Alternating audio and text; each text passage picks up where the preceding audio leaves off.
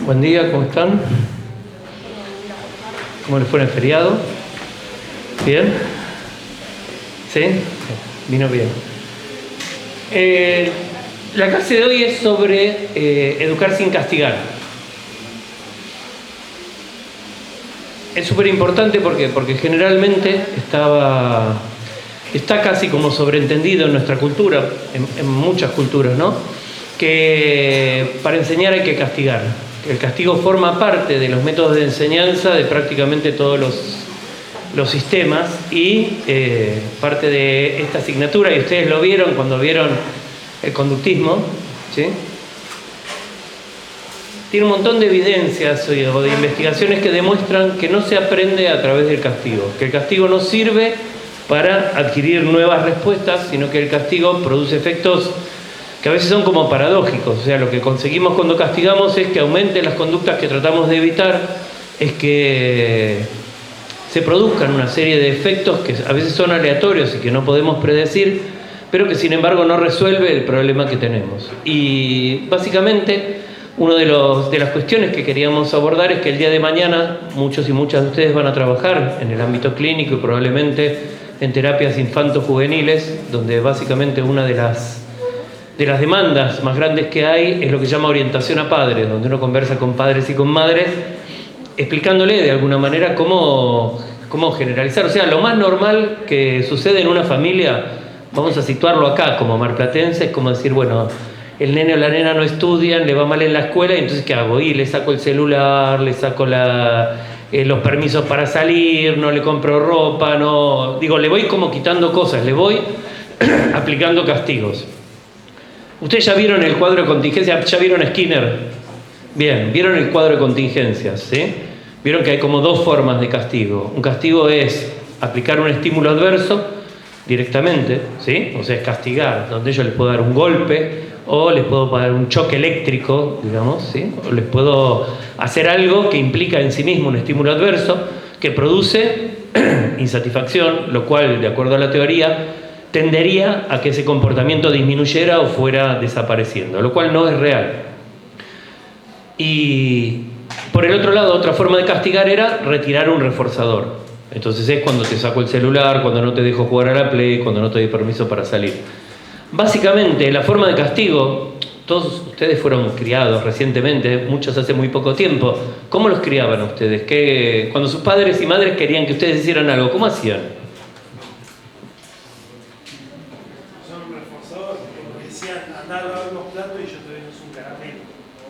Reforzadores positivos. ¿No usaban negativos? Y a veces sí, no siempre. ¿Cómo? No, pero en general, al resto. ¿Sus padres los educaron y madres o no? ¿Sí? ¿Les decían qué cosas hacer o qué cosas no? ¿Les pedían permiso? Digo, hay un momento de la vida donde uno deja de pedir permiso y directamente hace las cosas, pero había consecuencias. No sé, si no se levantaban para ir a la escuela o si no estudiaban o nadie les decía nada.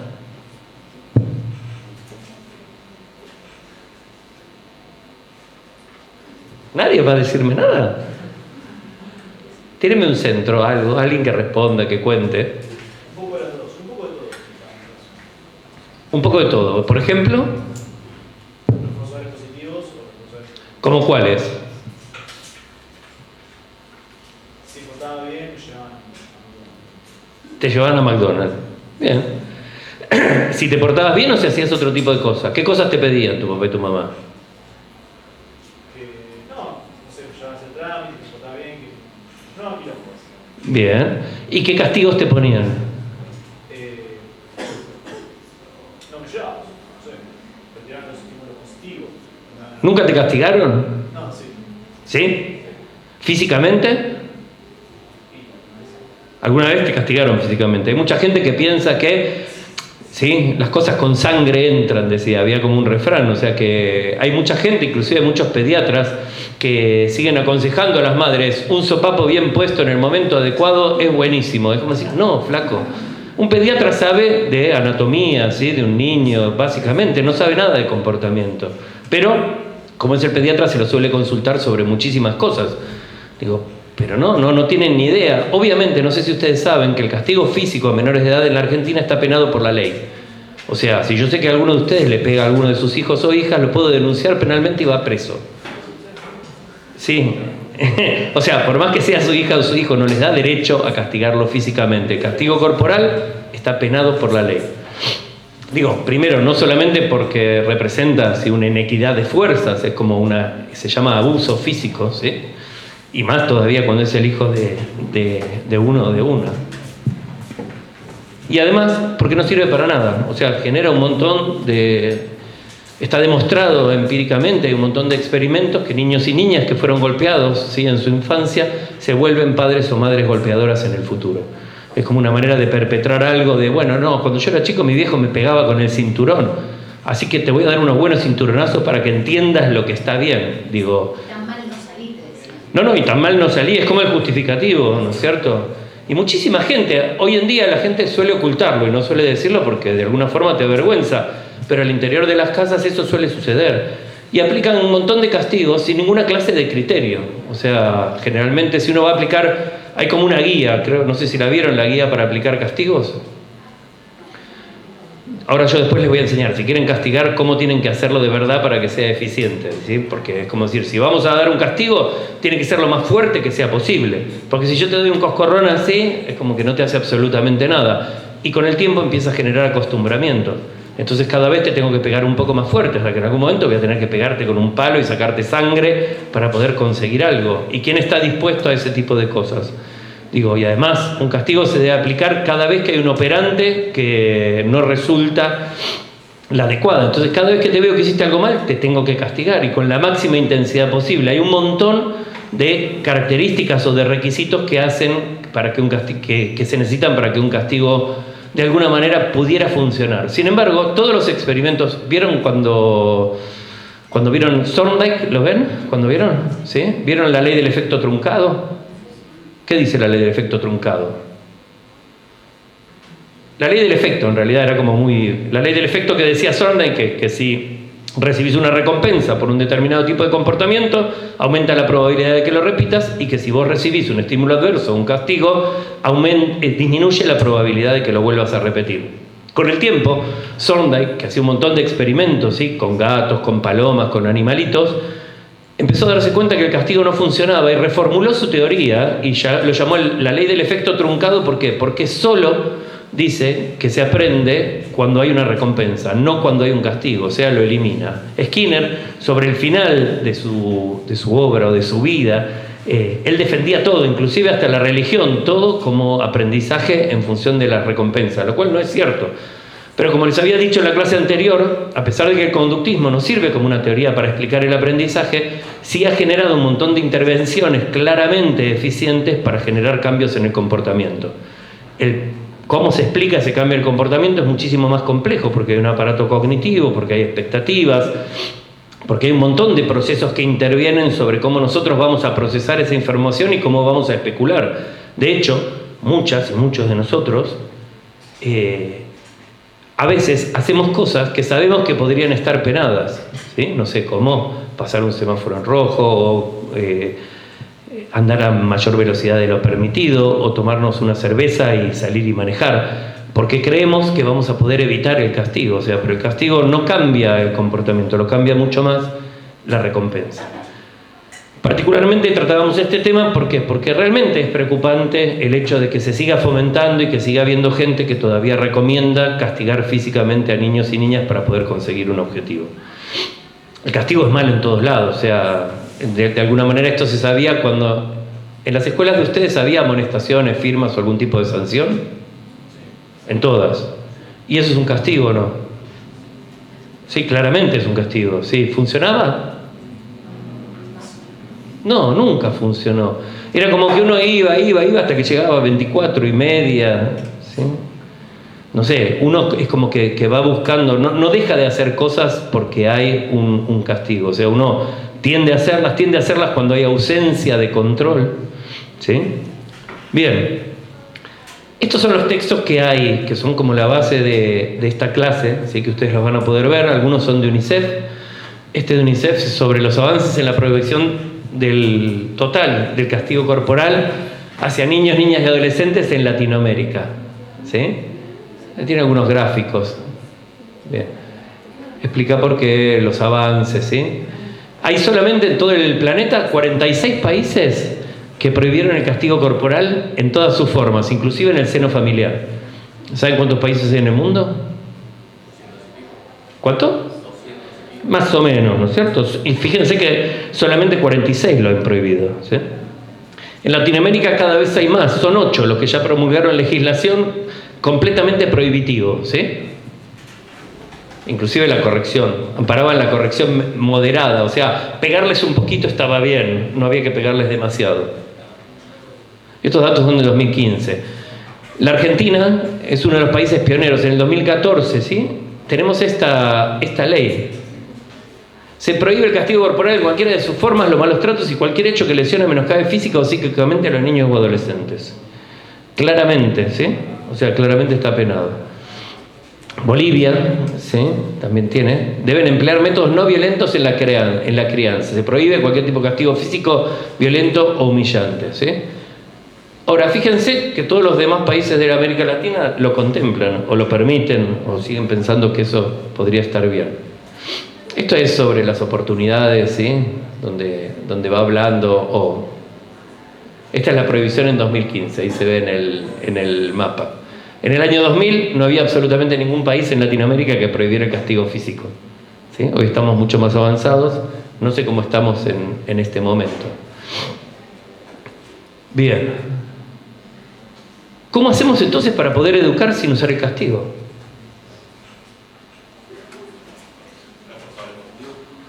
Muy bien, ¿y cómo hacemos para reforzar algo positivo? Pero además la explicación de por qué se está reforzando la conducta, acompañarlo con la explicación. ¿Por qué tenemos que acompañarlo con la explicación? Es más efectivo. Exactamente. Eso se llama la contingencia, o sea, la relación que existe entre un reforzador y por qué se lo estamos dando. Si no, es como que uno lo tiene que descubrir por sí mismo y podría generar un comportamiento supersticioso. ¿Saben lo que es un comportamiento supersticioso? ¿No?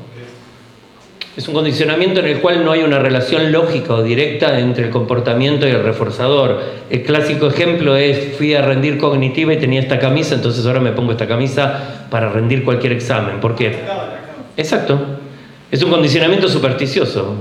Una vez que vos hiciste algo y te fue bien, creés que fue por esa cosa, cuando en realidad fue por otras. Entonces, ¿por qué? Porque no está clara la contingencia. Por eso es sumamente importante, cada vez que aplicamos un reforzador, explicar por qué lo estamos aplicando y explicar cuáles son los comportamientos positivos que nosotros estamos esperando. De hecho, todos los sistemas prohibitivos que hay en nuestro país o que hay, ¿sí?, normalmente en la sociedad, no han tenido ninguna clase de éxito, vamos a decirlo así, ¿sí? A ver, esta. Acá tenemos una guía práctica para evitar gritos, chirlos y estereotipos. Porque es raro o es difícil, ¿no es cierto? El castigo no es solamente el castigo corporal. Gritarles, tratarlos mal, ¿sí? Gritar es como normal, ¿no? ¿Alguno de ustedes tiene niños o niñas? ¿O animales? Y uno llega de mal humor, o llega cansado, o pasa una cosa repetitiva durante mucho tiempo, y uno se calienta. Cuando uno se calienta, levanta la voz y grita. ¿Qué pasa cuando yo grito?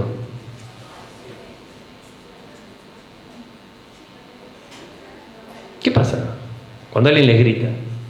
Sí, se da incomodidad, o sea, uno lo toma, si no está acostumbrado, como estímulo aversivo. Podría ser un estímulo aversivo o podría ser un estímulo discriminativo. De acuerdo a esos términos, es un aviso de que si tengo que volver a decírtelo, vas a ver. O si no venís, ya te voy a ir a buscar y vas a ver lo que sucede. O sea, ¿cómo? Es una señal que avisa en determinado momento. Ahora, si mi mamá repite: vengan a comer, vengan a comer, vengan a comer, vengan a comer, en algún momento retira la comida de la mesa. Yo ya sé que lo dice 10 veces, entonces cuando lo dijo en la novena voy y me siento. Entonces, cuando yo le estoy diciendo algo, vengan a comer y no pasa absolutamente nada, ¿qué le estoy enseñando? Le estoy enseñando que recién a la 10ª vez se va a producir un efecto. Entonces, las primeras 9 veces que voy a gritar no sirven de absolutamente de nada. Entonces, ¿cómo corrijo eso? Y directamente los junto y les explico, mire muchachos, acá a las 12 se come, yo a las 12 toco una campana o digo a comer, el que está come y el que no está no come. Y lo digo solo una vez y lo cumplo. Lo hago un día, lo hago 2 días, al tercer día a las 12 están todos haciendo fila para no perderse la comida. Digo, y no tengo que gritar. ¿Sí? Generalmente es como que hay como muchas alternativas, pero no nos damos el tiempo, ni el momento, ni la perspectiva de pensar en qué es lo que estamos haciendo o por qué lo hacemos. ¿Sí? O, no sé, hay como casos que son casos casi paradigmáticos donde un niño o una niña no quiere estudiar o le va mal en la escuela y padres y madres le empiezan a quitar absolutamente todo. Ya no tenés derecho, ya no tenés ropa, no tenés celular, no tenés nada. Y llega un momento donde ya no hay nada que quitarle y el sujeto en cuestión hace, ¿qué me importa? No vas a tener celular. No me gusta el celular, no lo uso. Y uno se recalienta. ¿Qué quiere decir? Que perdiste. Perdiste porque primero porque partiste del principio de que esa persona tenía un montón de cosas y creía que eran de él, eran como derechos adquiridos. Entonces cuando uno tiene que barajar y dar de nuevo y decir, mira, a partir del día de hoy ya no tenés más nada. Cualquier cosa que vos necesites te la tenés que ganar. Todo es una recompensa. Entonces, en vez de dar castigos y de ser una persona malvada porque doy castigos o quito cosas, soy la mejor persona del mundo porque lo único que hago es dar premios. Entonces viene y me dice, ay, ¿puedo salir hoy a la noche? Y no sé, ¿trajiste un 7? Sí, acá tengo. Sí, dale, anda, ¿cómo no? Ahora, ¿trajiste un 7? No, no me saqué un 7. Y bueno, ¿qué querés que haga? Te la perdiste. Sos un gil. Yo, si fuera vos, estudiaría, me sacaría un 7 y saldría todas las noches, hasta te presto el auto si te sacas un 7. Digo, es una manera como de motivar. Entonces uno nunca está en la mala situación. Digo, en términos prácticos es lo mismo. O sea, si haces cosas buenas, te pasan cosas buenas. Pero en general se parte del principio como que niños o niñas o personas que uno está tratando de educar caen en la idea de que creen que las cosas que tienen son derechos adquiridos. Entonces sienten que cuando yo no lo dejo usar un celular, le estoy quitando algo que es de él. Y eso tiene que ver con el principio en cómo uno se le da. Es como decir, bueno, puedo tener un celular. ¿A qué edad tuvieron su primer celular?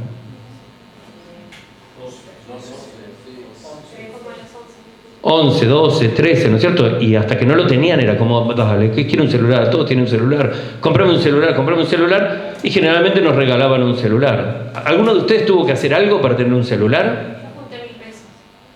Bien. ¿Alguien hizo algo más? ¿O sencillamente se los dieron?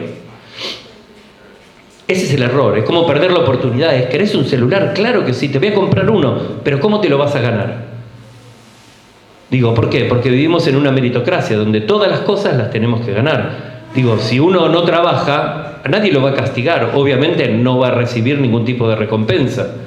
Digo, la sociedad funciona como una meritocracia. El castigo prácticamente no existe de manera natural, es impuesto, digamos, por la sociedad o por las personas como una forma de querer obligar a alguien a que haga lo que yo tengo ganas, cuando en realidad nadie lo va a hacer si no tiene ganas, o va a buscar la manera de no hacerlo. Entonces una forma de lograr este tipo de situaciones es como cambiar la óptica de la situación y decir, mira, vos sos mi hija, no tenés absolutamente nada, cada cosa que vos quieras te la tenés que ganar. ¿Me puedo comprar un celular? Sí, ¿cómo no? Claro que te lo vas. ¿Cómo te lo vas a ganar? Junté 1.000 pesos, buenísimo. Y quiero juntar más plata, ¿y cómo hago? Y no sé, qué sé yo, corta el pasto, no sé, hace cosas que no tendrías que hacer, que no es trabajo infantil, pero sí que te permiten empezar a aprender que para tener las cosas que querés tenés que esforzarte. Hoy en día hay como un concepto muy generalizado de que, mi papá decía algo como, suena feo, pero decía, vos te crees que la guita la cagan los perros. Y es decir, porque uno pide y uno va recibiendo, pero pide y generalmente a cambio de nada. Digo, si nosotros educáramos diciendo, bueno, sí, podés tener las cosas que querés, pero te las tenés que ganar, funcionaría como mucho más fácil. Y entonces es como decir, bueno, la primera moneda de intercambio. ¿Por qué madres y padres quieren que sus hijos e hijas estudien y saquen buenas notas? Sí, porque hoy piensan que así van a obtener un buen futuro para ellos. Yo creo que sí, que ellos están convencidos que es la manera. ¿Y cómo reaccionan cuando uno trae las notas bajas? Se recalientan. Es casi como las madres judías que dicen, ¿por qué me haces esto? Como si fuera, me lo haces a propósito. ¿Sí? Como lo viven casi como, ¿y qué van a decir el resto de las madres que yo soy una mala madre porque no te hago estudiar y porque repetís, mirá cómo me haces quedar, o cuando uno se viste y lleva el guardapolvo, el uniforme sucio, ¿y qué van a pensar los demás que vas así a la escuela? O sea, los padres lo toman como propio, cuando en realidad, si un niño o una niña saca una mala nota, es un problema de él o de ella. Si alguien repite de año, va a ser él o ella. Y es como decir, mirá, mientras vivas conmigo vas a tener que ir a la escuela. Digo, si querés hacer la escuela en 12 años, buenísimo. Si querés hacerla 14 o 15, es un problema tuyo. Yo ya fui a la escuela, no me afecta. Pero cuando el niño o la niña se da cuenta que a mí me afecta, lo utiliza como un mecanismo de presión. O sea, me manipula, me psicopatea. Yo siempre digo, los niños y las niñas son nuestros enemigos. Hay que mirarlos con cuidado, hay que conocerlos y hay que estar siempre atentos. ¿Por qué? Una regla principal es, nunca discutamos con un niño o una niña. ¿Por qué? Porque no tienen escrúpulos, porque no tienen límites, porque no tienen final, porque nos van a seguir escalando hasta que en un determinado momento nos van a hacer calentar. Entonces no hay que discutir. No hay nada que discutir. ¿Qué cosa se puede darle audio o capacidad de discutir? Muchos padres y muchas madres creen que todo hay que explicarlo en exceso. Y a pesar de que nos dicen una cosa 1000 veces, ¿es porque no la entendimos las 999 veces anteriores? No, la primera vez que nos dicen algo lo entendemos. No lo hacemos porque no tenemos ganas. Por más que yo te lo repita, no quiere decir que lo vas a hacer. ¿Entienden? A ver, la crianza o la educación de menores, vamos a hablar de personas, también sirve para mascotas, es como una especie de arte que requiere un montón de teoría y que hace que sea como mucho más eficiente cuando uno entiende cuál es la manera de aprender o cuáles son los mecanismos que nos llevan a aprender determinada clase de cosas. Entonces, las teorías del aprendizaje son esa rama de la psicología que investiga eso, cómo aprendemos o cuáles técnicas son más eficientes para adquirir determinados tipos de comportamientos, de saberes o de lo que querramos. Y sobre todo, ahora que ya sabemos que castigar, y castigar hablo en sentido amplio, o sea, chirlos, estereotipos, gritos, vos sos un estúpido, vos sos una estúpida, vos no servís para nada, descalificaciones o todo ese tipo de cosas, no producen absolutamente ninguna clase de beneficio y sí tienden a generar, a ver, generalmente determinados tipos de... ¿Ya vieron algo de sistémica? ¿Vieron cómo determinados tipos de configuraciones familiares tienden a formar determinados tipos de personalidades? ¿Sí? Entonces, padres y madres sobreprotectores generan hijos. No. No. Sí. Inseguros. La inseguridad es como que voy al sub, no, cuidado, no vayas al sub y baja, no, a ver si te caes, a ver si te lastimás. Es como que uno necesita la supervisión, entonces uno crece bajo el ojo materno-paterno, como siempre como mirando a ver si uno tiene permiso para poder hacer algo. Generalmente los primeros hijos son mucho más sobreprotegidos que, imagínense cuando había familias que tenían 5, 6 o 7. El séptimo se criaba solo, era independiente, primero porque padres y madres ya estaban cancheros, ya habían tenido la experiencia de cómo criar un hijo. Ahora con el primero era, cuidado que se rompe, pobrecito, mirá, llora, levántalo. Generalmente los primeros hijos, yo soy primer hijo, somos malcriados, somos caprichosos, no toleramos la frustración. Estamos acostumbrados a lograr un montón de cosas y los últimos hijos generalmente son los independientes, están acostumbrados a que nunca nadie les dé bola, se consiguen las cosas por sí mismos, aprenden de sus hermanos o sus hermanas. Digo, tienen un nivel de independencia diferente. Padres y madres ansiosos generan niños ansiosos. Padres y madres bipolares. ¿Indecisos? Esquizofrénicos. Imagínate que vos estás, viene tu mamá y te dice, prepará las valijas porque nos vamos a Disney mañana, y vos vas a preparar la valija, la vas a buscar y tu mamá está tirada en la cama, no vamos a ir a ningún lado. Imagínate que eso pasa casi todos los días de tu vida. Imagínate cómo te queda la cabeza. Digo, sí, la manera en la cual educamos a nuestros hijos e hijas tiene un efecto potencialmente importante sobre su futuro. Por eso es una tarea, digo, que ustedes probablemente, o si quieren, van a ejercer como padres y como madres. Sí. Yo soy mamá, tengo un bebé de 7 meses. Y, por ejemplo, en mi familia, que por suerte la tengo lejos, no entiende cómo es nuestra crianza, cómo lo criamos a nuestro hijo. Para ellos está mal. Para ellos está mal que no lo retemos, o sea, no lo retemos en pegar un tiro o algo, está mal. ¿Cómo no te van a pasar por arriba? Sino, esa es la respuesta de ellos. Y no entienden que nosotros a nuestro bebé le explicamos hablándole, nada de pegarle, ni gritarle, ni nada de esas cosas. Es que ellos creen que la manera en la que fueron educados, la psicología o el comportamiento humano es algo que los seres humanos todos creemos que sabemos. Y todos nos basamos en nuestra propia experiencia como para poder dar consejos y sugerencias a los demás. Y generalmente, como decía la compañera, y mirá, no salí tan mal. O sea, la gente cree que es buena y cree que están bien y creen que la manera en la que fueron criados fue buena porque ellos se consideran a sí mismos como buenos. Y además creen que es la única manera posible y cuando uno utiliza otra manera siempre la van a criticar. La van a criticar porque no la entienden, pero tampoco son psicólogos o psicólogas como lo van a hacer ustedes y tampoco entienden las leyes que regulan el proceso del aprendizaje. Entonces, cuando uno lo entiende y cuando uno lo controla, si bien ustedes tal vez nunca eduquen un niño, una niña ni una mascota, pero sí van a tener que trabajar con padres para dar orientación a padres, para poder ayudarlos con niños o niñas que sí presentan problemas o sí presentan configuraciones como... ¿saben lo que es el trastorno negativista desafiante? Mi hermano. El trastorno negativista desafiante es generalmente un trastorno de inicio durante la infancia o la niñez, generalmente viene acompañado de trastorno por déficit de atención con hiperactividad y generalmente son niños o niñas que continuamente están desafiándonos y que uno dice, no toques. ¿Por qué? No toques. ¿Por qué? Te dije que no lo toques. Y entonces pone la mano así. ¿Y si lo toco, qué me vas a hacer? Te voy a reventar la cabeza. Pégame. Y te hacen así.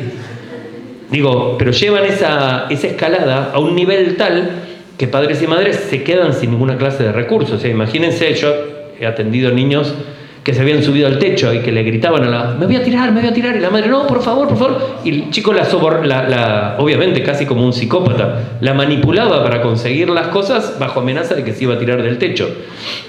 Entonces cuando uno le dice a esa madre, decile que se tire, date vuelta y no le des bola, necesita un espectador. Hay que tener ovarios, en el caso de una madre muy grandes como para poder darte vuelta, ¿y si se tira? ¿Y si se mata? Y yo no hice nada. Entonces es como muy difícil poder reaccionar ante una situación así. Entonces generalmente padres y madres van al psicólogo o a la psicóloga para buscar ayuda de ¿qué hago con este monstruo? Porque realmente es muy difícil poder convivir con una cosa así. Entonces justamente para eso es como a veces dentro de una misma familia hay, como en el caso de ella probablemente no parece negativista desafiante, pero el hermano sí lo era. Y padre y madre dice, pero si los educamos igual. Es mentira, nunca educamos igual. Al primero no lo educamos igual que al segundo, como decíamos recién, a medida que adquirimos un montón de experiencia. Y además somos, biológicamente diferentes, por más que seamos parecidos y compartamos un montón de rasgos. Bien, criar o enseñar o educar es un desafío. Es un desafío que, la ciencia de alguna manera lo que hace es tratar de entender, de explicar y de predecir cómo se produce ese aprendizaje y cuáles son las maneras más eficientes. Y para eso se basa en una serie de experimentos controlados, experimentos que se hacen con niños, con niñas, con animales, con un montón de... Se ponen a prueba una serie de teorías para ver qué es lo que pasa cuando hacemos determinadas cosas. Todas estas teorías confluyen diciendo que el castigo no es una manera eficiente de conseguir absolutamente nada, ¿sí? Esta guía ustedes después la van a leer, por ahí la van a chusmear porque es larga además, ¿sí? O sea, es desnaturalizar la violencia contra los niños y las niñas. Eso es algo que todos y todas tenemos que hacer. O sea, cada vez que ustedes ven que alguien le está gritando o está castigando físicamente a un niño o una niña, deberían casi hasta amenazarlo, diría yo. Te voy a denunciar. ¿Por qué? Si no estoy haciendo nada. Claro que le estás haciendo mal. Nada de todo esto que estás haciendo, que vos lo haces por su bien, teóricamente, le está haciendo bien. Pero para poder decirle eso, tienen que tener una explicación, porque probablemente la otra persona le pregunte, ¿y por qué? Si a mí me criaron así y mirá lo bueno que soy. ¿Entienden? Ustedes necesitan entender y dominar, y además proveer formas alternativas, porque esa madre que viene y que me dice que el hijo se va a tirar del techo y que no le hace caso, y yo le voy a decir, no, pará de fajarlo porque no sirve para nada, no te das cuenta que sigue haciendo lo mismo, me va a preguntar, bueno, ¿y ahora qué hago? Entonces ustedes van a tener la tarea de explicarles o de enseñarles o de darle herramientas o instrumentos para que puedan lograr objetivos de una manera eficiente y diferente, ¿sí? Igualmente, tenemos que pensar que siempre hay casos excepcionales donde no hay regla ni ley que valga, donde hay personas a las cuales no se las puede de alguna manera convencer, ni adoctrinar, es muy difícil lograr que hagan lo que nosotros queremos que hagan, ¿sí? Ahora, ¿Niños o adultos? niños, adultos, de todo tipo. Digo, adultos, bueno, imagínense el sistema carcelario. El sistema carcelario se aprende, ¿sí? ¿Qué se aprende en el sistema carcelario? A sobrevivir. ¿De qué manera? Defendiéndose o atacando. Se adquieren habilidades como el robo, la estafa, la mentira, el engaño. Digo, o sea, se aprenden un montón de cosas que justamente son las cosas que se quieren eliminar. O sea, la prisión pensada como un castigo no funciona porque la gente que sale de la prisión tiende a delinquir nuevamente. O sea, no cumple con su cometido. Y si pensamos a la prisión como un lugar de rehabilitación, donde la gente va a ir a aprender a ser buena, tampoco funciona porque la mayoría de las personas cuando salen no son más buenas que cuando entraron.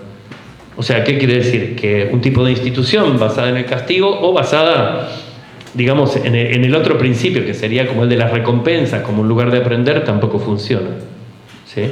No como está planteado acá. Todas las formas de violencia, educar sin violencia y fortalecer los lazos amorosos. ¿Cuáles son las consecuencias del maltrato y la violencia en la niñez y por qué se recurre? Y acá hacia una crianza basada en la igualdad. Hijas y madres en la familia, las tareas de cuidado y cómo se relacionan con los roles de género.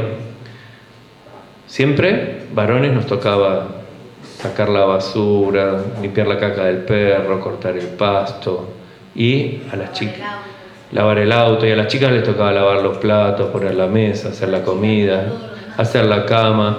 Sí, en mi casa siempre me llamó la atención porque mis hermanas tenían que lavarse las bombachas, pero nosotros no teníamos que lavarnos los calzoncillos. Era como una cosa como que era tarea de mujeres, ¿sí? El tipo de educación que nosotros recibimos, dice, hay varias teorías que predicen que justamente hay como una característica que es distintiva de género, o sea que los hombres tienen una capacidad para ubicarse geográficamente más entrenada que las mujeres en términos estadísticos. Y se cree que eso tiene que ver por el tipo de juegos que se juegan. O sea, los varones normalmente cuando son pequeños juegan juegos dinámicos. Corren, juegan a la guerra, a los saltos, juegos violentos, de lucha. Siempre están en movimiento. Y las mujeres tendían, digo, hoy ya eso ha cambiado muchísimo, pero tendían a jugar juegos estáticos. Juegos de rol, vamos a jugar a la mamá y papá, vamos a jugar al negocio, vamos a jugar a los disfraces, a cosas que estaban como quietas. O sea, parte de las diferencias que se trata de atribuir a diferencias fisiológicas no lo son. O sea, nuestros cerebros son iguales, tanto de hombres como de mujeres. Se desarrollan y hacen expresiones fenotípicas diferentes en función de las experiencias que les damos. Por eso también es sumamente importante la forma de aprendizaje que van a tener en los primeros periodos de su infancia, ¿sí? Imagínense que si hay un bebé que llora, ¿qué es lo que tenemos que hacer? ¿Qué hacemos con un bebé que llora? Dejarlo llorar un ratito. ¿Cuánto es un ratito? Un poquito. ¿Un poquito nada más? 10 minutos, sigue llorando. ¿Qué hacemos? Atenderlo. ¿Qué es atenderlo? Levantarlo, fijarnos qué necesita, si tiene hambre, si tiene sueño. Cuando lo ¿cómo sabemos si no habla? ¿Cómo sabemos si tienes hambre o tiene sueño? Hay indicadores, hay señales que uno ya conoce. Que uno cree a veces que conoce, ¿no? Imaginemos que yo levanto ese bebé y para de llorar automáticamente. Necesita mimos. Muy bien. ¿Cada vez que llora lo voy a levantar? Muy bien. ¿Ese bebé va a aprender a tolerar la frustración? Por eso digo, dejar un ratito para que se dé cuenta de que no puede, no esa demanda. ¿O toda la noche? No, toda la noche. ¿Por qué no? Porque es muy cruel. Es cruel. Bien, imagínense esto. ¿El colecho es bueno o es malo? El colecho. Dormir en la misma cama padres con hijos. Nosotros hacemos colecho. Ajá. Está de moda el colecho. Sí, hay como moda, está bien, pero digo, ¿es bueno o es malo? Ustedes lo adoptan. ¿Por qué? Si no te molesta. No, está bien.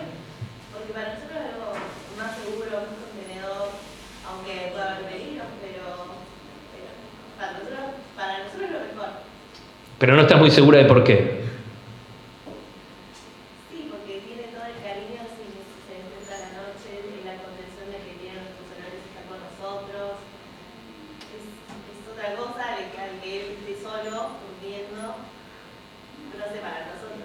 No, está bien y son respetables, digo, son como muy contradictorios. ¿Hasta qué edad está bien el colecho y a qué edad empieza a estar mal? Para darnos idea está mal, o lo que me han dicho, ay, ese colecho, no duerme solo, pero han dicho un montón de veces. ¿Cuál es el beneficio de dormir solo? ¿En el bebé o en los adultos? En la familia, pensemos. Digo, cuando uno está durmiendo con un bebé en el medio se acaba la intimidad entre una pareja. Cuando uno está durmiendo con un bebé al lado en una cuna también se ve trabada la intimidad en la pareja. Digo, si ese bebé duerme en una cuna, en otra habitación o en el living, cambian un montón de cosas, tanto para la pareja como para el niño o la niña. Digo, ¿cuáles son los beneficios y cuáles son las cosas en contra? No lo sabemos muy bien, ni tampoco están como demasiado claras. Tiene beneficios de que ese niño o esa niña que duerme sola va a aprender, llorará porque extraña, pero luego se acostumbrará a que, bueno, que llorar no sirve de nada. Uno llora ¿por qué? Porque si yo lloro y viene alguien y me levanta, consigo atención. Ahora, si yo lloro y no viene nadie, después de un rato me canso de llorar y me callo la boca y me divierto haciendo otra cosa. O sea, dejo de llorar, ¿sí? Ahora, si cada vez que yo lloro alguien me levanta, empecé a entender de, bueno, quiero que me levanten, ¿qué hago? Lloro automáticamente para conseguir lo que yo quiero. ¿Eso es un condicionamiento clásico?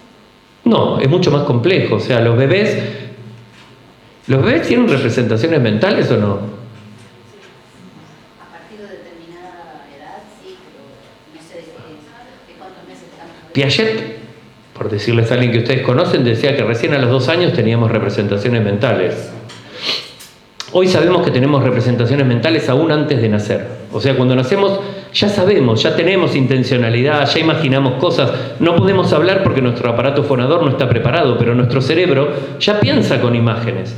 Ya soy capaz de reconocer quién es mi mamá, quién es mi papá. Soy capaz de reconocer las trayectorias de las cosas. Soy capaz de reconocer un montón de cosas. Soy capaz de soñar, soy capaz de imaginar. Y los bebés también. Esto es súper importante. Digo, ya cursaron evolutiva. Psicología del desarrollo, ya deberían saber que niños y niñas ya nacen, digo, con representaciones, con un montón de preconceptos, con intencionalidad, y que también manipulan y manejan a través del llanto. Digo, que muchas veces estas modas sobre si el colecho está bueno o no, o por ejemplo, darle leche materna. ¿Hasta qué edad se le da leche materna a un bebé? Yo conozco algunos que toman de parado, o sea, chicos de parado que la madre, dale, servite como si fuera un surtidor. ¿Es bueno o es malo? Muchas madres no quieren dejar de amamantar a sus bebés porque para ellas es placentero y representa un momento de intimidad. Ahora, ¿para el bebé pasa a ser malo o es bueno? Hay como un montón. El otro día escuché a un médico que decían, los niños y niñas que han sido alimentadas con leche materna hasta después de los 2 años sufren menos hipertensión o tienen no sé qué, un estudio que no sé dónde estaba. Podría ser. Lo importante es que todas estas cosas de las cuales hablamos con mucha liviandad tienen todas evidencias que ustedes necesitan conocer. O sea, necesitamos saber si realmente este tipo de cosas son buenas o malas. ¿Por qué? Porque en el caso de nuestra compañera está criando a su hijo o su hija y quiere que salga bien y quiere darle lo mejor posible y quiere que sea una persona feliz y que sea una persona buena y que entonces uno, creo yo, que debería tratar de leer y de informarse y de saber por qué hacemos las cosas y cuáles cosas resultan mejores en determinadas circunstancias. Entonces, yo puedo decidir hacer colecho con mi hijo porque me encanta dormir con mi hijo en la cama y me encanta que él se sienta bien y sea feliz. ¿Y está mal? No, claro que no está mal. Y por más que mi mamá o mi papá me digan que está mal, es que ellos no lo hicieron o no consideraban que era malo, pero eso no quiere decir que le haga mal a nadie.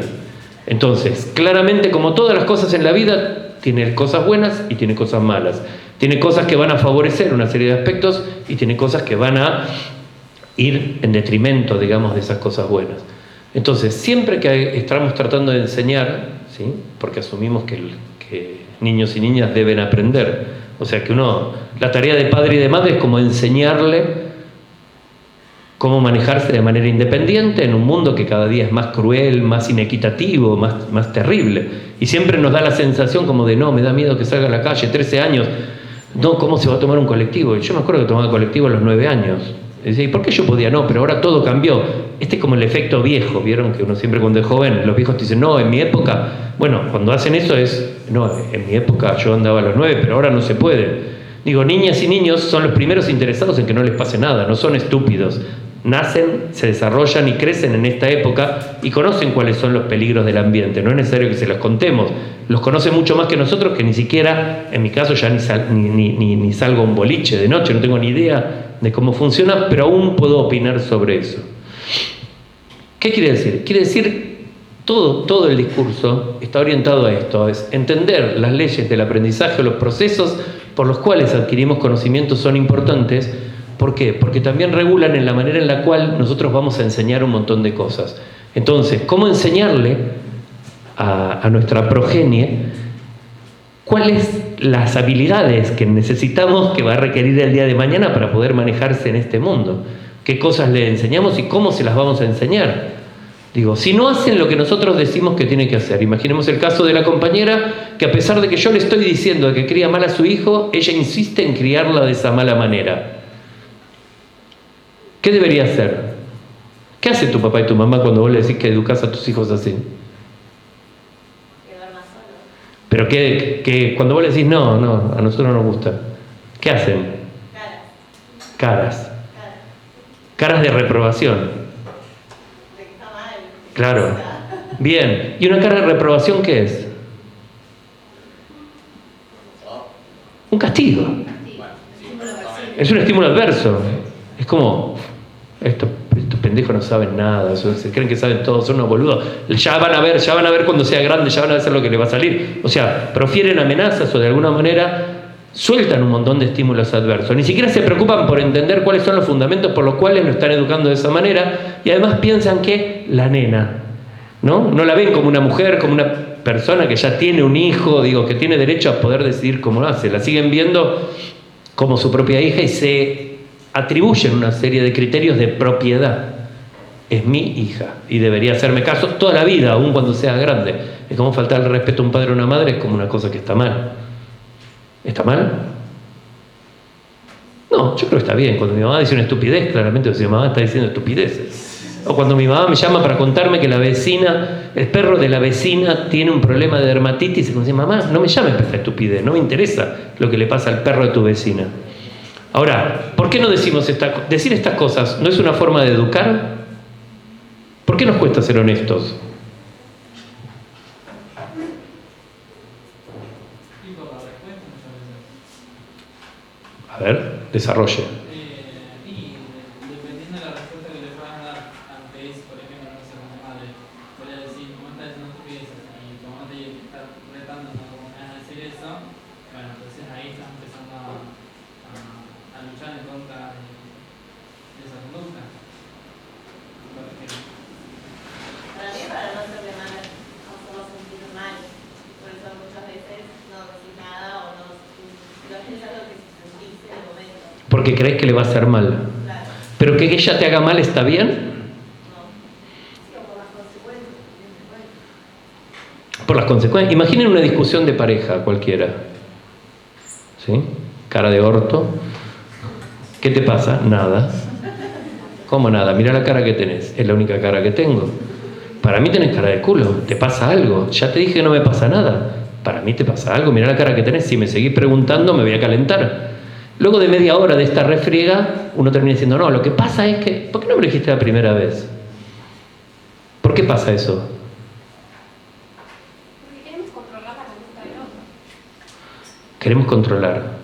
¿Por qué queremos controlar? Nos hace sentir bien. Es por sí mismo un refuerzo. Es un reforzador, es poder, es control. ¿Sí? Entonces manipulamos el comportamiento de los demás, mucho más de lo que creemos. Todos, de alguna manera, somos manipuladores. Y todos utilizamos, ¿qué básicamente para eso? La mentira, el engaño. Por eso las personas que no saben mentir, generalmente vieron las personas que tienen síndrome de Asperger, ¿conocen alguno o alguna? Son literales, no pueden mentir, entonces lógicamente tienen una desventaja adaptativa. ¿Por qué? Porque mentir no es algo malo ni bueno, es sencillamente una característica inclusive de los animales. ¿Tienen perro, perra, gato, algún tipo de mascota? ¿Los vieron mentir alguna vez? ¿Sí? Digo, cuando yo me voy a dormir, el perro desaparece. Imagino que está en el sofá. Cuando me escucha, voy y el perro está abajo del sofá.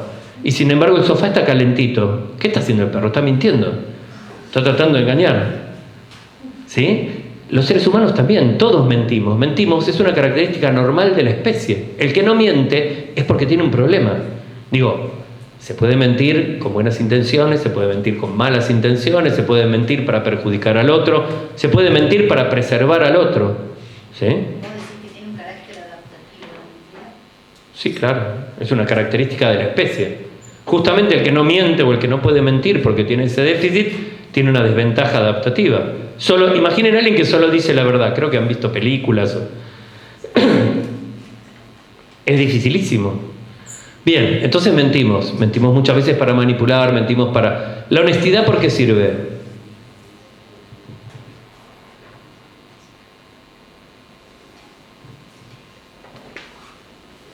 Si somos honestos, cuando posteriormente queramos mentir, hay más probabilidad de que nos crean.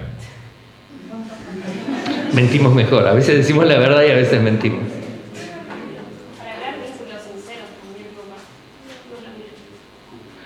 Para crear vínculos sinceros, porque hay mucha gente que no dice algo malo porque cree, no, si yo te digo eso vas a pensar mal de mí, entonces directamente no te lo digo y solo te digo cosas lindas, pero en el fondo pienso un montón de cosas feas, pero nunca te las digo. ¿Te gustaría escucharlas? Porque depende. Depende, exactamente. La honestidad brutal es peligrosa. Digo, cuando uno trabaja como terapeuta es como que la gente viene a escuchar honestidad brutal. ¿Por qué? Y porque le pagás a alguien para que te diga un montón de cosas que nadie se anima a decirte. Porque es la única persona que no tiene un compromiso. ¿Por qué? Porque el temor a decir la verdad muchas veces está basado en ¿qué? En el miedo a que me dejes de querer. Exacto, perder el afecto del otro. Entonces no te miento, ¿por qué? Porque y si te digo la verdad, capaz que me dejas de querer. Que es como un temor irracional, porque paradójicamente, cuanto más honesto sos, más te quieren. Pruébenlo, funciona. A veces hay riesgo, ¿no es cierto? Hay gente que no se toma muy bien la honestidad brutal. Bien, estas son todas, son todas cosas que tienen que ver con la crianza de niños y de niñas, ¿sí? Son cosas que ustedes deberían enseñar a padres y madres para que puedan enseñar o de alguna manera ser más eficientes. Y se habla mucho de la enseñanza basada en el cariño. ¿Por qué? ¿Hacemos buenos o malos? ¿O ni buenos ni malos? Malos. ¿Nacemos malos? Tenemos tres opciones diferentes. ¿Nacemos buenos o malos? Malos, decididamente. ¿Por qué? Porque cuando somos bebés, lo único que nos interesa es satisfacer nuestras necesidades y no nos interesa el otro. Entonces después cuando nos vamos introduciendo en la sociedad, nos damos cuenta que en interacción con los otros podemos satisfacer nuestras necesidades, pero con la sí o sí, ayudando al otro, colaborando. En todo caso diría que somos egoístas o interesados, más que malos. Porque nuestro deseo no es hacer el mal. Yo creo que en general los seres humanos no tienen la compulsión o el deseo de hacer el mal a los demás. Solo algunas personas que tienen cierto grado de desvío. Creo que en general, como somos seres gregarios y necesitamos de los demás para poder vivir, tendemos a establecer relaciones de conveniencia, ponele. Pero bueno, estoy con alguien, quiero a alguien porque lo quiero. Es como una cosa egoísta. Cuando no lo quiero más, no estoy más. Es como una decisión unilateral que uno puede tomar. Pero eso no implica maldad. Y además uno trata generalmente de no lastimar a las personas que quiere, ¿o no? Pero cuando somos más grandes. No, y cuando sos niño también. O sea, para mí nacemos en el punto cero mal. Yo creo que nacemos desculturalizados. Sí. Entonces, nacemos como una especie animal. Uno podría decir, un león que se come a la progenie de su adversario, ¿es malo? Sí. No es malo. Es natural, es parte de la especie, es una característica genéticamente determinada, es una característica de la especie. Pero si estuviera entre humanos, se comería a los humanos, sería malo para los humanos. Por eso no se comen los humanos. ¿No se comen los leones los humanos? ¿Cómo? Los humanos se comen entre ellos, sí. Los leones se comen cualquier cosa que camina, porque es parte de su forma de alimentación. Los humanos también comemos casi cualquier cosa. No comemos humanos. Digo, tenemos como una serie de reglas que nos permiten de alguna manera regularnos, pero que no las puso Dios, las pusimos nosotros y las vamos cambiando nosotros, como no casarte con tu hermana o con tu prima. Es cultural eso, por ahí, Sí. si no hubiera introducido la cultura, nos comeríamos de nosotros. Pero era imposible que no introdujéramos la cultura porque somos un artefacto cultural casi. Bueno, pero por ahí nacemos todos. Y la cultura nos hace... Sí, si naciéramos malos, todos, digamos, niños y niñas buscarían la maldad. La cultura tampoco es tan potente como para neutralizar la maldad de todos y de todas. Sí.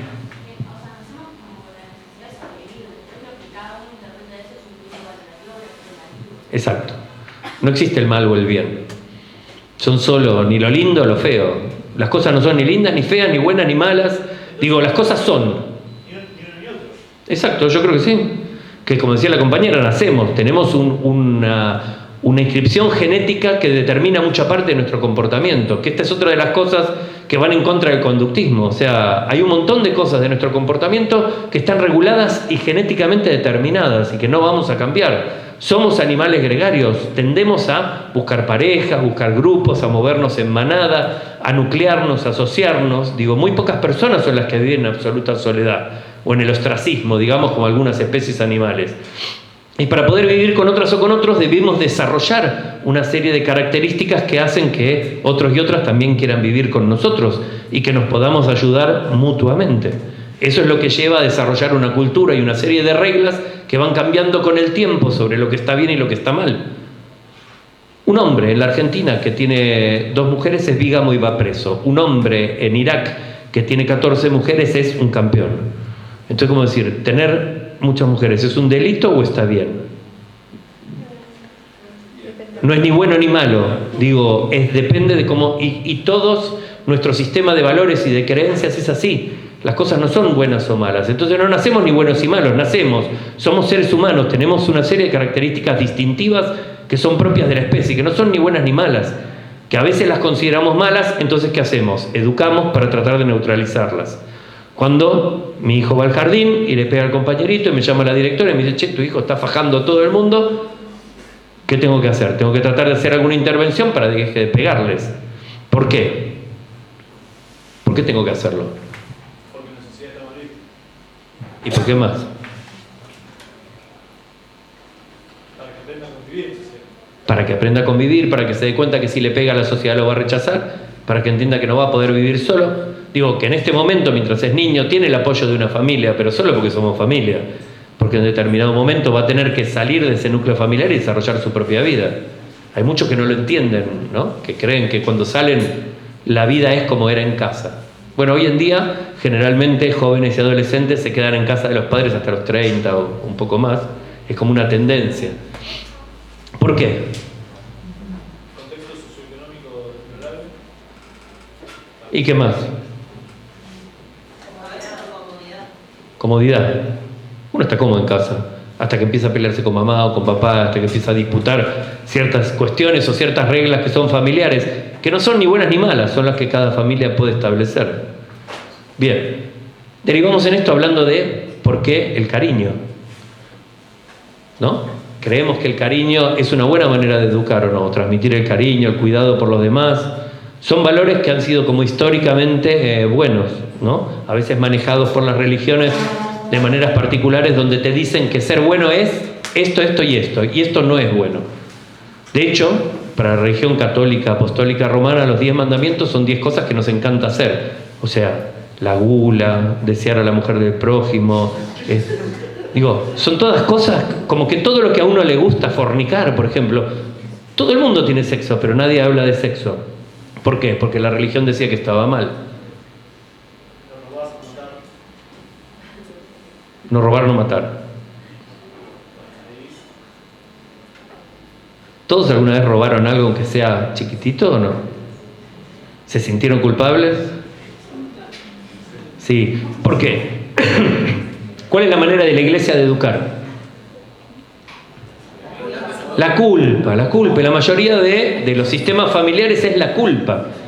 Padres, madres, parejas te hacen sentir culpable todo el tiempo. Cuando haces algo que no les gusta, enseguida te hacen sentir culpable. como el caso de la Idi Yemame que dice, mirá lo que me haces, ¿sí? Que es como si uno estuviera haciendo cosas para ellos. Inculcar la culpa es una manera de manipular, ¿sí? Bien, vamos a seguir. La autoridad, ¿cómo se construye la autoridad? El autoritarismo versus la autonomía. La comunicación, los hábitos. ¿Por qué sirve aprender hábitos? ¿Cómo se ponen límites? ¿Cómo se pone un límite?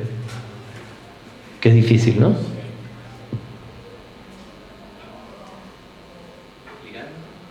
Explicando. Siempre, no me hace caso. Sigue. Yo creo que es muy cercano a la conducta de que no queremos que pase después, o sea, antes de que pase la conducta o después. Y de manera firme, poner el límite. Y explicando por qué. ¿Cómo se pone un límite? La otra vez. A ver, dale. No, dale. La otra vez estaba cuidando a mi sobrino, que me siento muy mal, pero voy a meter la mano en el enchufe. Sí. Y le pegué un grito que acá no, o sea, me mirarían mal. Y creo que ahí puse el límite, pero no sabía qué otra forma usar. Es muy probable que ese niño, cuando vos no estés cerca, vaya y meta los dedos en el enchufe. Sí. Solamente porque le gritaste. O sea, fue un límite por ahí en el momento. ¿Juan?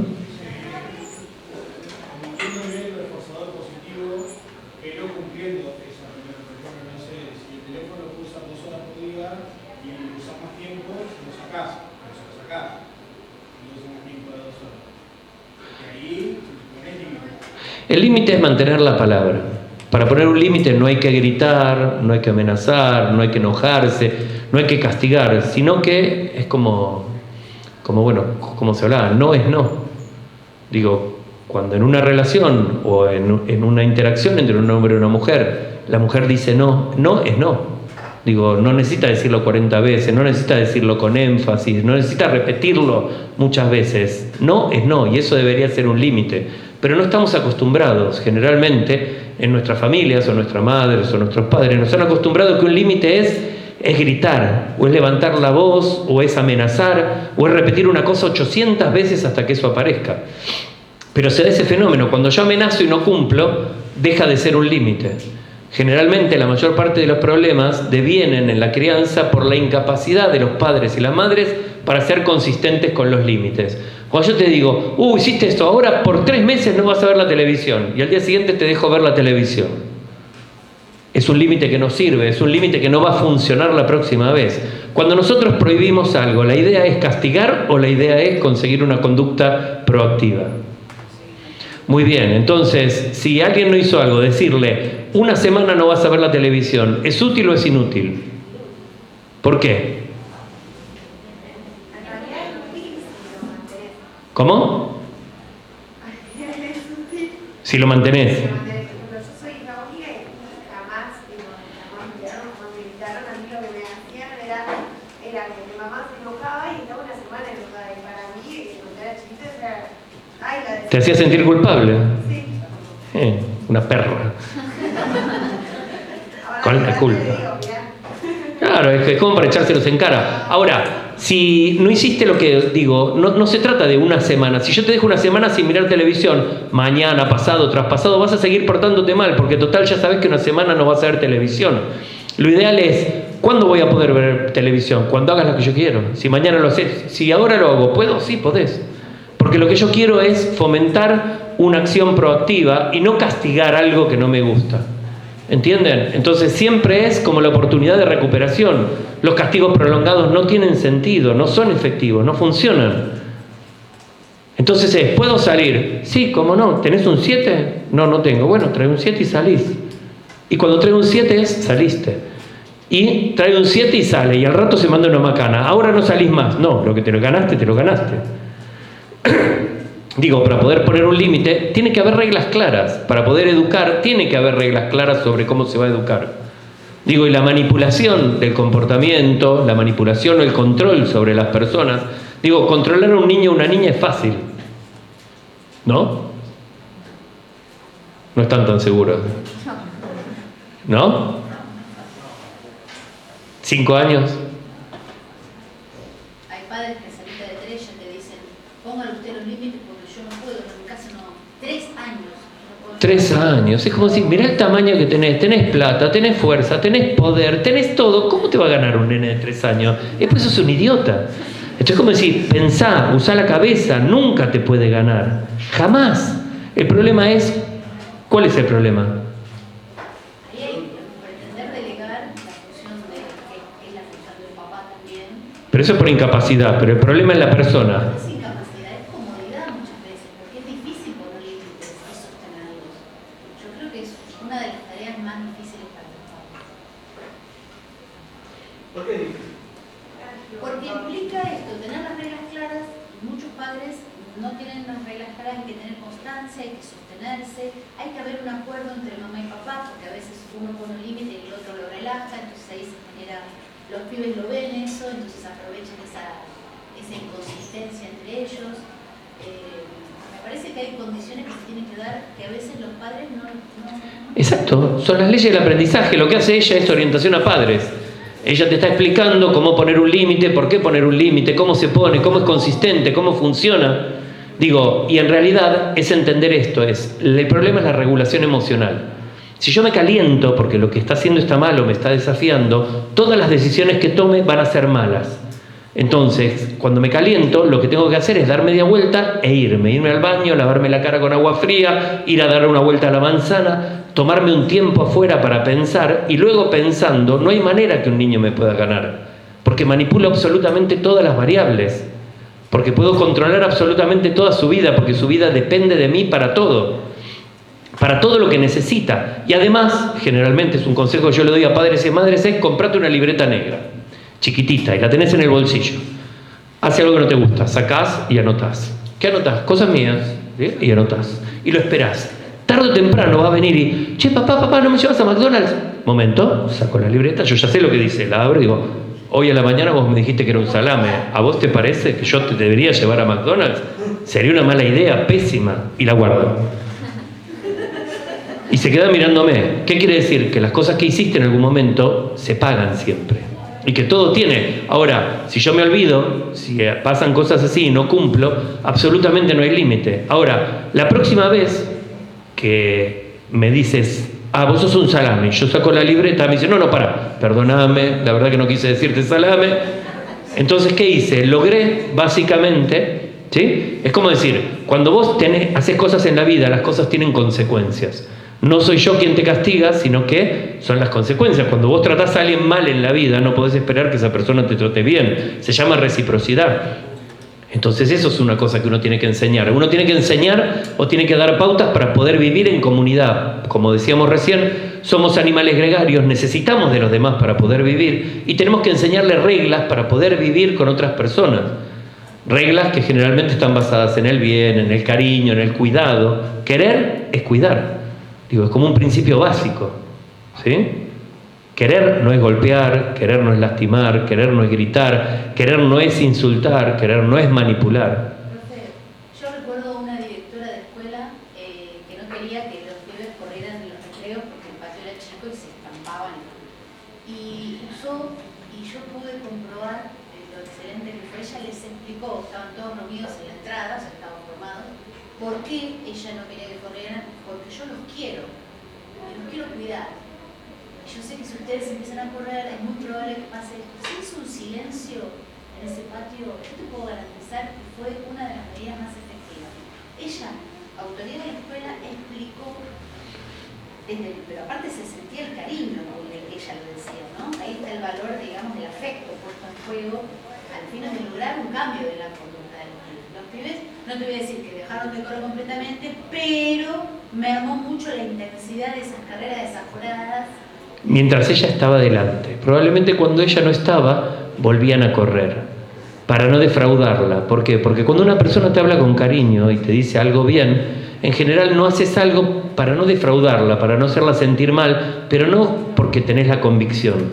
A veces es como más complejo, digo. O sea, el aprendizaje, digo, no se aprende de una manera, se aprende de muchas. Y creer que el aprendizaje se explica por un solo factor es un error gravísimo. Hay muchas cosas que tienen que ver cuando aprendemos algo. Imagínense que Hay un montón de chicos corriendo en un salón. Esto es el principio de Prema, que lo vieron, ¿no es cierto? Como una de las cosas. No decir, bueno, yo quiero que dejen de correr. Y entonces agarro y tomo la cosa contraria. Bueno, a correr, vamos, no te quedes sentado. Todo el mundo corriendo. Y los tengo así 10 minutos. A los 10 minutos me callo la boca y todos se sientan y se quedan en silencio. Y funciona. Pruébenlo alguna vez. Entonces muchas veces es estimular lo mismo que queremos eliminar. ¿Sí? Y funciona. Hay muchas maneras de lograr las mismas cosas. Algunas son mejores, algunas son más económicas, algunas son más eficientes. Ahora, lo que no pueden justificar de ninguna manera es el castigo. El castigo en ninguna de sus formas. Y este es el desafío que tenemos, de ser inteligentes, de pensar, de regular las emociones, para no aplicar ninguna clase de castigo en ninguna de sus formas. No podemos ni insultar, ni menospreciar, ni humillar. Digo, es una manera casi como aprovechadora, ¿sí?, de otros. Dense cuenta que padres y madres generalmente cuando crían hijos tienen todos los elementos para poder hacerlo de una manera diferente. Lo que nos toca a nosotros es entender por qué pasan esas cosas y darles elementos para que ellos lo puedan hacer. Entonces es como ayudarlos a encontrar maneras eficientes de educar a sus hijos y a sus hijas con cariño y no utilizando este tipo de elementos que generan consecuencias adversas, porque sí hay un montón de estudios que demuestran que todas las personas que fueron menospreciadas, humilladas o castigadas durante la infancia tienden a repetirlo en la vida adulta, o sea, tienden a replicar. Cada vez que yo le pego a un niño o una niña, le estoy enseñando a pegar y va a ser una persona potencialmente maltratadora. Entonces, son un montón de cosas que tenemos que cuidar y esto es uno de los beneficios. ¿Por qué? Conocer las teorías del aprendizaje. Las rabietas, ¿sí? Mi papá tiene 56 años, tuvo un hijo de 4 años. Entonces, bueno, yo tengo 20, mi hermana tiene 25, y yo creo que mi chico tiene 4 años, mi mamá ya tiene 57. Y obviamente que le gusta un montón criarlo, ponerle unos límites y todo, porque yo llega a trabajar, está cansado y está solo. Y bueno, como a veces se cumplen muchos sus caprichos. Y eso que decíamos recién, por ejemplo, en el caso de pegar, mi mamá no le pega, pero a veces, como que por la risa, le enseña a mentir. Entonces le dice, decía a tu mamá que comiste lechuguita.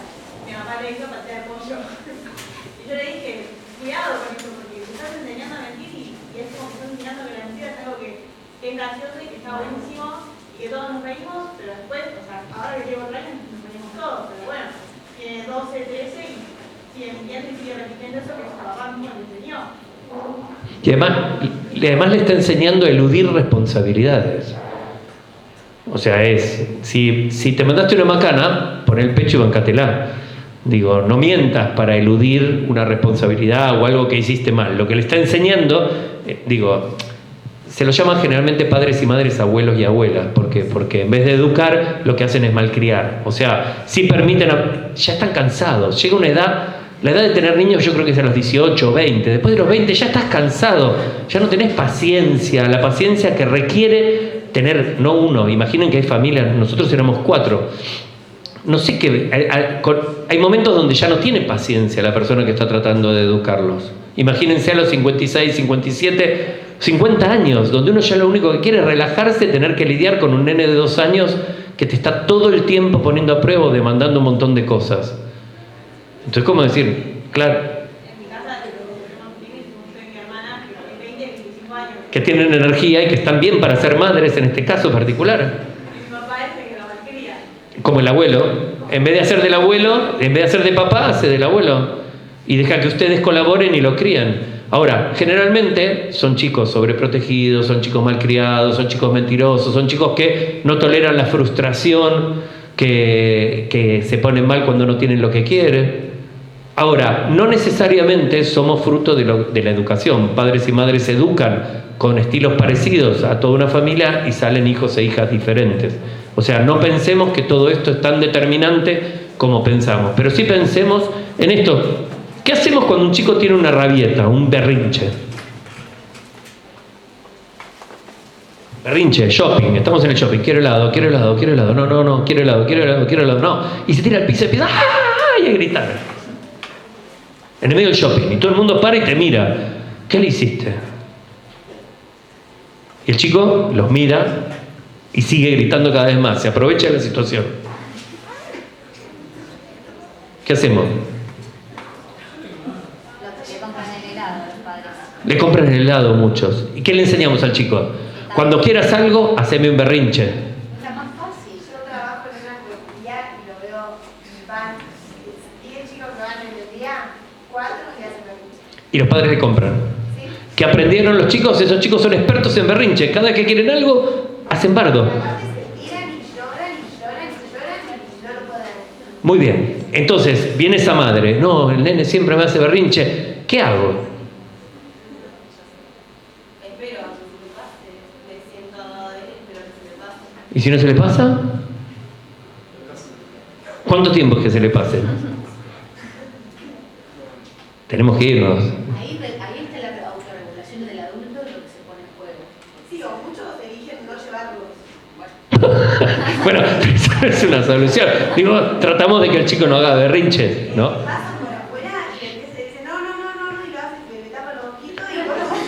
Ahí vemos la ineficiencia que tienen los padres para poder poner un límite o poder controlar. Yo creo que una manera eficiente es, está tirado en el piso haciendo el berrinche y yo sigo caminando, me alejo y digo, ¿de quién será este chico tan mal educado? Y me voy. Y camino. Y entonces, mientras hace el berrinche, me mira por el rabillo del ojo porque él está atento a lo que yo voy a hacer. Y cuando me ve que sigo caminando y que no le estoy dando bola, rápidamente deja de hacer berrinche y sale corriendo y hace berrinche más adelante. Pero bueno, mientras me sigo trasladando, empieza a darse cuenta que el berrinche no tiene nada. Lo que tenemos que tener cuidado es de reforzar aquellos tipos de comportamientos que no queremos que se vuelvan a producir. Si un chico hace un berrinche y yo le compro un regalo, un helado o le doy lo que quiere, lo único que aprendió es que tiene que hacer un berrinche para conseguir lo que quiere. Cuando yo le digo, vengan a comer, vengan a comer, vengan a comer, vengan a comer, y no vienen y me caliento, que es como un reclamo clásico de padres y de madres. Bajen a comer y nadie me hace caso. Y decir, pero ¿por qué lo repetís 10 veces? De nuevo, es como poner el límite, decir basta es basta, no es no, punto, no tengo que gritar, solo lo tengo que cumplir. ¿Sí? Digo, los principios no son muy complicados, tienen como bastante sentido común. Lo único es que necesito parar y pensar, porque cuando estoy caliente, cuando estoy nervioso, cuando voy con el shopping con un nene que llora y grita y todo el mundo me mira, en realidad me siento terriblemente incómodo y lo que quiero es que eso se termine y que deje de pasar. Entonces, necesitan aprender y entender cómo se van a dar todas estas cosas. ¿Vieron que tiene como 80 páginas? Tiene como un montón. Sí, tampoco les vamos a preguntar absolutamente todo esto, digo, ¿sí? No sé si me equivoqué, pero creo que no está el texto en el campo. No sé. ¿No? Sí está. Creo que es la de 2017 de la UNICEF. Había dos de UNICEF. Creo que no la puse una porque... Sí. Sí, a práctica para evitar gritos, charlas y chelos y estereotipos. Es más, está mal escrito en el PTD porque dice trigos. Me acuerdo porque lo leí hoy. Esta es la segunda, evitar trigos. Un texto, dice un texto en inglés de UNICEF y otro dice violencia contra niños, niñas y adolescentes. Son dos de UNICEF. O por ahí me puedo estar equivocando. No, está, pero lo que no está es en el campo. Acá está, ¿vieron? Crianza, guía práctica para evitar fritos. En vez de gritos. No, si yo la había visto. La buscan, UNICEF 2017, aparece en Google. En realidad no está en el psicocampus porque son documentos de libre acceso, sí. ¿No hay ninguna guía como para saber en qué centrarnos? Porque, o sea, los textos están más buenos, re prácticos, tenés mucha experiencia, pero por ahí cuando voy a los textos, como que me cuesta identificar. Pero no te voy a preguntar, digo, generalmente las preguntas van a tener que ver con esto. O sea, ¿qué harías frente a una determinada situación? Este tipo de material es el que les sirve a ustedes para hacer el trabajo de campo, para encontrar ejemplos, para entender cómo son los principios. Lo único que hice yo a lo largo de la hora y media es repetir siempre lo mismo. Son los principios básicos, digo, del conductismo operante, que es malo como teoría, pero es buenísimo para modificar el comportamiento y que lo vamos a seguir viendo a lo largo de los teóricos. Cuando veamos las herramientas de la terapia cognitivo-conductual, vamos a volver a hablar de las mismas cosas. Lo importante de esto es como también fijar cierto grado de conciencia en ustedes de que no permitan que nunca se dé la educación a través de la violencia, ¿sí? De que denuncien a las personas que realmente cometen actos de violencia. Es una obligación profesional. Si yo sé que un padre le pega a sus hijos, le aviso y lo denuncio. Digo, si yo me entero que le pega de nuevo a tu hijo, te denuncia a la policía. Y es algo que tenemos que hacer, es un compromiso social que tenemos, ¿sí? Y también es para que ustedes entiendan que manejar las leyes del aprendizaje otorga un montón de poder sobre los demás. Que cuando nosotros entendemos cómo hacer esto y lo practicamos y nos volvemos cracks en hacer este tipo de cosas, adquirimos una habilidad muy particular de poder modular con mucha sencillez o con muy poco esfuerzo el comportamiento de los demás. Y acuérdense de esto, básicamente, es para poder educar hay que pensar, hay que controlar y hay que regular la emoción. Si nosotros estamos calientes, enojados, tristes, cualquier emoción que tengamos impide que haya un procesamiento cognitivo adecuado. ¿Sí? ¿Bien? Y cuando piensen en la pregunta de la compañera, venía orientada al parcial globalizador. O sea, lo que ella quiere saber es qué les voy a preguntar de todo este material. Si ustedes lo leen, van a aprender un montón de cosas buenas, lindas e interesantes.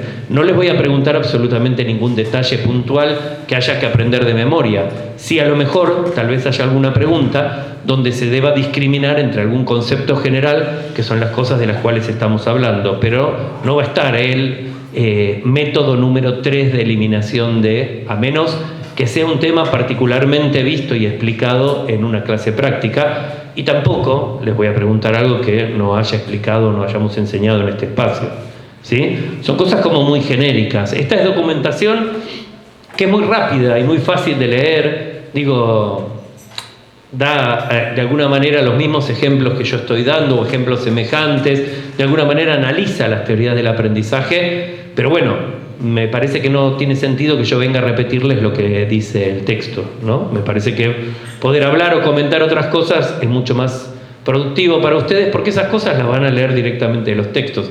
Las tienen que saber, y sí, una idea tienen que tener, alguna vez lo tienen que leer, porque es lectura obligatoria. Ahora, lo que les vamos a preguntar, ¿va a ser tan puntilloso el detalle que tienen que aprender? No, de ninguna manera. Lo que interesa es que ustedes manejen los conceptos centrales, ¿sí? Muy bien. La semana que viene estén atentos, porque hoy a la tarde va a haber una asamblea de ADUM, donde probablemente haya paro el jueves de la semana que viene.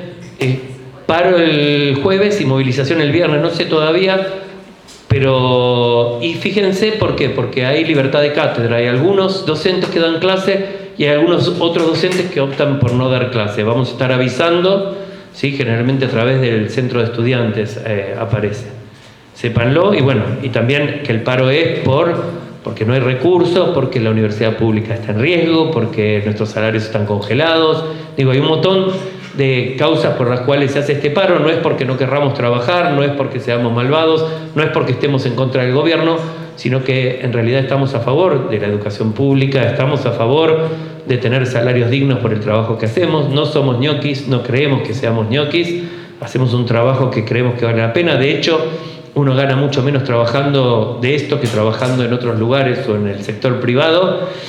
Me parece que particularmente que se está tratando de desprestigiar a los docentes y particularmente a los científicos como una estrategia del gobierno, no sé muy bien para qué. No somos enemigos de la sociedad, no somos gente mala, no nos aprovechamos de las personas, tratamos de hacer cosas por el bienestar y por el bien de la gente y tomamos trabajos que alguien nos ofreció. No es que nosotros los inventamos o los creamos para poder aprovecharlos. Así que bueno. Si el viernes hay movilización. Si hay movilización, estén atentos porque no todos van a movilizar o no todos van a parar. Cada ayudante en cada uno de los prácticos lo va a decir. Si hay paro, yo me adhiero al paro. O sea, es probable que el jueves de la semana que viene no se dicte el teórico, pero va a estar informado en todos los lugares. No se preocupen porque después de alguna manera veremos la forma de recuperarlos, pero la idea es que sí se sienta y que sí, si tenemos un plan de lucha colectivo, se note y se vea. En realidad es medio loco porque es como que nosotros hagamos paro y no vengamos a trabajar y vaciemos la universidad, es en definitiva lo que en este momento el gobierno quiere. Entonces hay como una contradicción en decir, che, hacemos paro ahí, pero ¿para qué vamos a hacer un paro? Si ¿a quién le molesta que haya un paro? Hacer un paro implica perjudicarlos a ustedes, o sea, no darlos clases para que ustedes se calienten, para que ustedes griten y digan, che, queremos que nos den clases, pero no funciona así. O sea, sí necesitaríamos básicamente que cuando salimos a movilizarnos y a reclamar por la universidad pública, ustedes también nos acompañen, porque ustedes son los que usufructan la universidad pública. porque si seguimos así, esto que estamos teniendo ahora no va a llegar a la mitad del año porque no hay presupuesto, porque muchísima gente ya hay mucha gente que está renunciando, dejando de trabajar, digo, porque no le alcanza para vivir. ¿Sí? Muy bien. Adiós, que les vaya bien, nos vemos la semana que viene y esperemos que no haya paro, que se resuelvan las cosas.